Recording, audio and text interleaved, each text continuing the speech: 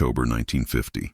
Major General Charles Willoughby, MacArthur's chief intelligence officer, walks into MacArthur's office with reports that should terrify any commander. Chinese forces are massing across the Yalu River, preparing to intervene. MacArthur dismisses the intelligence as exaggerated, insists China will not dare intervene, orders the advance north to continue. Willoughby, who has served MacArthur loyally for years, realizes his commander is making a catastrophic mistake, but cannot convince him to listen. What Willoughby says in this moment reveals intelligence officer watching disaster unfold in slow motion, knowing exactly what will happen but powerless to prevent it. 6 weeks later, Chinese forces attack and MacArthur's army collapses. Everything Willoughby warned about comes true, and his failure to make MacArthur listen becomes one of the greatest intelligence failures in American military history. Subscribe for more MacArthur stories and help us reach 1,000 subscribers. Charles Willoughby has been MacArthur's intelligence chief since World War II, developing reputation as officer fiercely loyal to MacArthur and skilled at providing intelligence assessments that support MacArthur's strategic vision. But in October 1950, Willoughby faces a situation where intelligence cannot be shaped to match MacArthur's assumptions. Reports from multiple sources indicate Chinese military preparations that can only mean intervention is coming. Willoughby must present this intelligence knowing MacArthur does not want to hear it, and knowing his relationship with MacArthur depends partly on providing intelligence MacArthur wants rather than intelligence that contradicts MacArthur's plans. What Willoughby says when presenting intelligence about Chinese preparations reveals his internal conflict. He emphasizes the hard evidence: Chinese troop movements detected near Korean border, statements from Chinese leadership, warning intervention will occur if American forces approach Yalu River, reports from frontline units encountering Chinese soldiers. But Willoughby also includes caveats and alternative interpretations that give MacArthur room to dismiss the warnings. Perhaps Chinese movements are defensive, perhaps warnings are bluff, perhaps encounters with Chinese soldiers represent small volunteer units rather than major intervention. These qualifications reflect Willoughby's understanding of what MacArthur wants to hear and his career-long practice of shaping intelligence to support commanders' decisions. The problem is that evidence of Chinese intervention preparations becomes overwhelming during October. Intelligence officers under Willoughby are detecting Chinese forces crossing Yalu River in increasing numbers. Aerial reconnaissance, despite limitations of night movements and Chinese concealment tactics, is picking up indicators of major military operation. Signals intelligence is detecting communications patterns consistent with large-scale mobilization. Willoughby cannot in good conscience tell MacArthur that Chinese intervention is not happening when all evidence points to exactly that conclusion. But he also knows that telling MacArthur what he does not want to hear risks Willoughby's position and influence. What Willoughby does is present intelligence in ways that emphasize uncertainty and that allow MacArthur to reach conclusions he has already decided upon. Instead of stating definitively that Chinese intervention is imminent and massive, Willoughby presents estimates suggesting intervention might be occurring, but scale is unclear and Chinese capabilities may be limited. Instead of warning that American forces are advancing into trap, Willoughby provides assessments suggesting risks are manageable if proper precautions are taken. These intelligence presentations are not quite lies, but they are shaped to avoid direct confrontation with MacArthur's certainty that Chinese intervention will not occur on scale that would threaten American operations. The failure is not that Willoughby lacks intelligence about Chinese intentions and capabilities. American intelligence community has substantial evidence that Chinese intervention is being prepared. The failure is that Willoughby cannot or will not present this intelligence in ways that force MacArthur to take it seriously. Willoughby's loyalty to MacArthur, his understanding of MacArthur's psychology, and his career-long habit of providing intelligence that supports rather than challenges MacArthur's strategic vision, all combine to produce intelligence assessments that allow catastrophic error to proceed unchallenged. What Willoughby says privately is that he knows Chinese intervention is coming, but that MacArthur will not be convinced by intelligence that contradicts his strategic assumptions. As American forces advance north during October and early November, Willoughby receives increasingly alarming intelligence about Chinese preparations. His officers are detecting Chinese forces infiltrating into North Korea in numbers far larger than small volunteer units. Reports from frontline American units encountering Chinese soldiers are becoming more frequent and more detailed. Chinese radio traffic is increasing in patterns consistent with major military operation. Every indicator points to Chinese intervention occurring on massive scale that will overwhelm American forces if they continue advancing in dispersed columns toward Yalu River. What Willoughby says in briefings during this period reveals his growing desperation to make MacArthur understand the danger without directly contradicting commander he has served loyally for years. He emphasizes that Chinese forces are present in North Korea. He notes that Chinese capabilities may be greater than previously assessed. He suggests that American advance might be creating vulnerabilities that Chinese forces could exploit. But he stops short of stating flatly that American forces are walking into trap and that Chinese attack is imminent. The qualifications and hedging that characterize Willoughby's intelligence presentations allow MacArthur to hear warnings without feeling compelled to change strategy that he is committed to pursuing. The internal dynamics within MacArthur's headquarters make it difficult for anyone to challenge MacArthur's assumptions.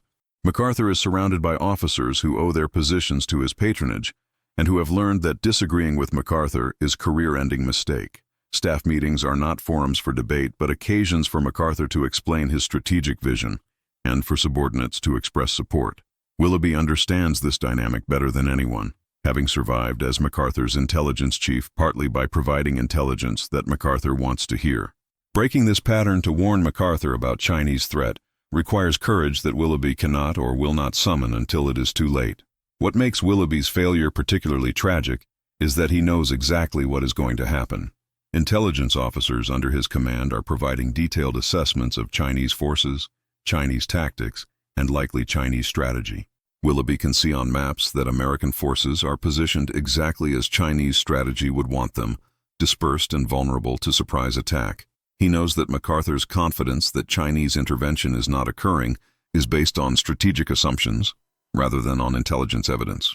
But Willoughby's warnings remain muted and hedged, allowing MacArthur to continue believing that his assessment is correct and that intelligence uncertainties are not serious enough to warrant changing strategy. The breaking point comes in mid-November when Chinese forces launch initial attacks against American positions. These attacks are not yet the massive offensive that will come on November 25th, but they demonstrate unmistakably that Chinese forces are present in large numbers and that they are capable of coordinated military operations. Willoughby can no longer pretend that Chinese intervention is small-scale or that American forces are not in serious danger. What he says when presenting intelligence about these initial Chinese attacks reveals an officer who knows his earlier assessments were inadequate and who recognizes that catastrophe is now inevitable because warnings were not delivered forcefully enough when they might have changed MacArthur's strategy. When Chinese forces launch massive coordinated attack on November 25th, everything Willoughby has been warning about comes true in devastating detail. American forces across entire front are hit simultaneously by Chinese attacks in overwhelming strength. Units that thought they faced minimal resistance find themselves surrounded by Chinese forces that seem to appear from nowhere. The intelligence failure is complete. MacArthur's headquarters is caught completely by surprise, despite weeks of intelligence indicating Chinese intervention was coming. American casualties mount rapidly as units fight desperately to avoid being overrun and destroyed. What Willoughby says when reporting the scale of Chinese attack reveals intelligence officer confronting consequences of his failure to make commander listen to warnings. He can no longer hedge or qualify. Chinese forces are attacking in strength that makes clear this is major military operation involving hundreds of thousands of soldiers. American forces are in crisis across entire Korean front. MacArthur's strategy of rapid advance has created exactly the vulnerabilities Willoughby's intelligence had detected but had not presented forcefully enough to prevent. The disaster unfolding is precisely what intelligence had predicted, but what command had refused to believe possible. The recriminations begin immediately within MacArthur's headquarters. MacArthur blames Chinese treachery and overwhelming numbers, rather than acknowledging that intelligence warnings were ignored. Other staff officers question why intelligence failed to detect Chinese buildup despite evidence that intelligence officers had been reporting Chinese preparations for weeks. Willoughby is caught between his loyalty to MacArthur and his professional responsibility to explain what intelligence had actually said and why it had not been acted upon. What he says in his defense is that intelligence had provided warnings, but that strategic assumptions shaped how those warnings were interpreted. What makes the intelligence failure particularly significant is that it was not failure to collect information. American intelligence had detected Chinese preparations, Chinese movements, Chinese forces infiltrating into North Korea. Multiple sources were providing consistent indications that major Chinese intervention was being prepared. The failure was in analysis and presentation of intelligence in ways that allowed command to ignore warnings because those warnings contradicted preferred strategic assumptions. Willoughby, as Chief Intelligence Officer, bears responsibility for this failure of analysis and presentation, even though the root cause was MacArthur's refusal to consider intelligence that contradicted his certainty that Chinese intervention would not occur on significant scale.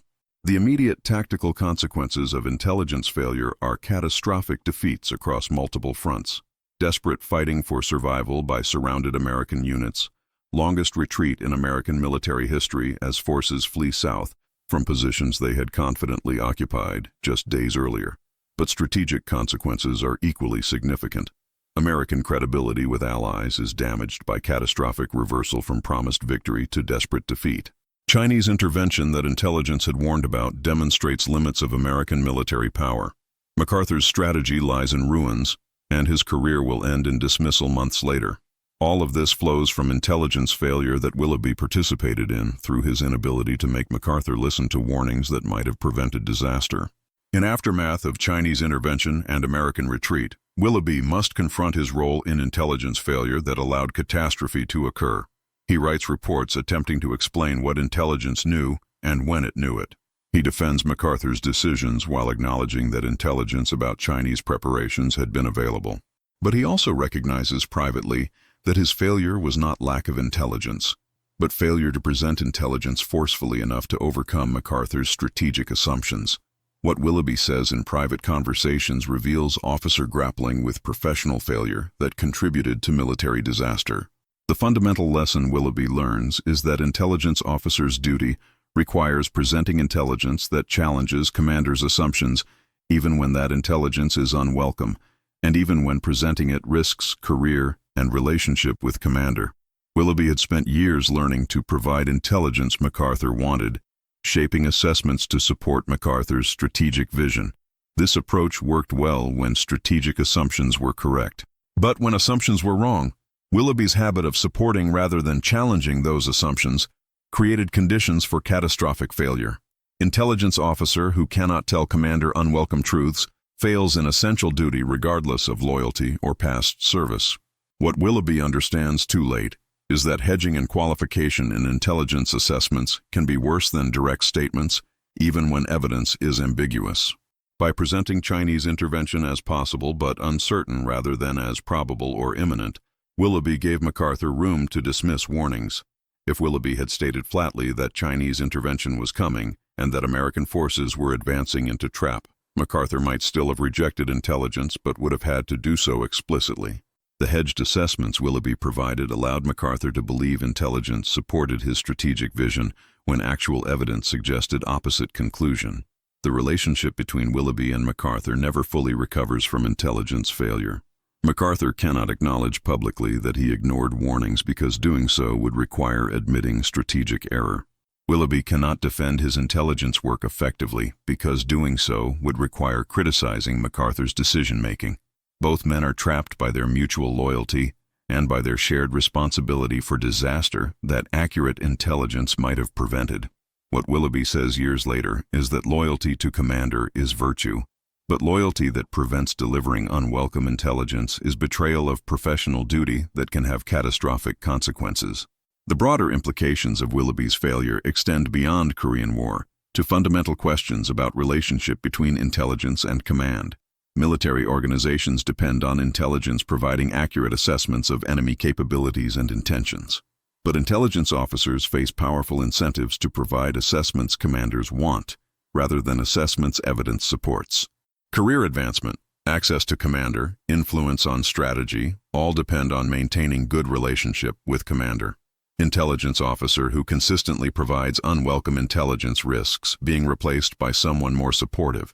Willoughby's failure demonstrates how these institutional pressures can corrupt intelligence process and create conditions for strategic surprise even when intelligence community has accurate information about threats. What Willoughby learned through failure is that intelligence integrity matters more than commander's approval, and that intelligence officer must be willing to sacrifice relationship with commander to provide accurate assessments even when those assessments are unwelcome. What Charles Willoughby said when MacArthur refused to listen became cautionary tale about intelligence failures and about dangers of commander refusing to accept intelligence that contradicts preferred strategic assumptions.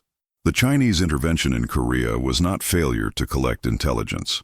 American intelligence community had extensive evidence of Chinese preparations. The failure was in analysis and presentation that allowed command to ignore warnings, and in command's refusal to take seriously intelligence that contradicted strategic vision.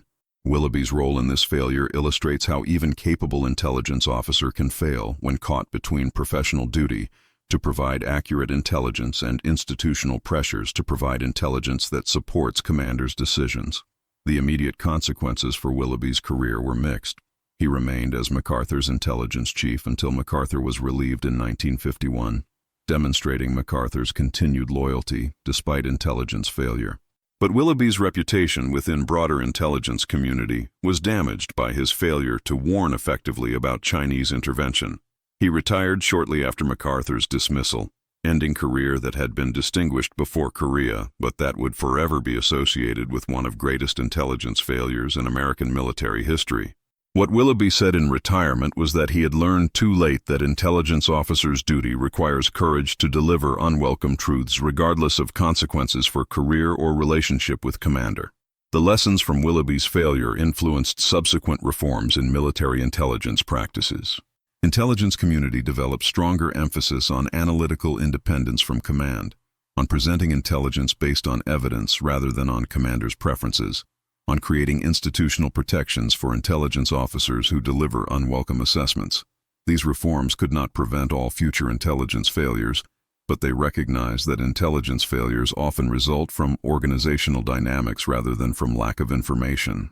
What Willoughby's experience taught was that intelligence integrity requires institutional structures that protect intelligence officers from pressures to provide intelligence commanders want, rather than intelligence evidence supports. The vindication that Willoughby sought came in recognition that his intelligence had been more accurate than MacArthur's strategic assumptions, but that intelligence had been presented in ways that allowed assumptions to override evidence. The intelligence community had detected Chinese preparations and had warned about intervention. Willoughby's failure was not collecting intelligence, but was in presenting intelligence with qualifications and hedging that gave MacArthur room to dismiss warnings. This distinction between intelligence collection and intelligence presentation became central to understanding intelligence failures and to developing reforms meant to prevent similar failures. What Willoughby left as legacy was negative example that taught positive lesson. Intelligence officers must present intelligence forcefully and unambiguously, even when intelligence contradicts commander's strategic vision, because failure to do so can enable catastrophic strategic errors that accurate intelligence might have prevented. Subscribe to discover more about the intelligence failures that shaped MacArthur's downfall.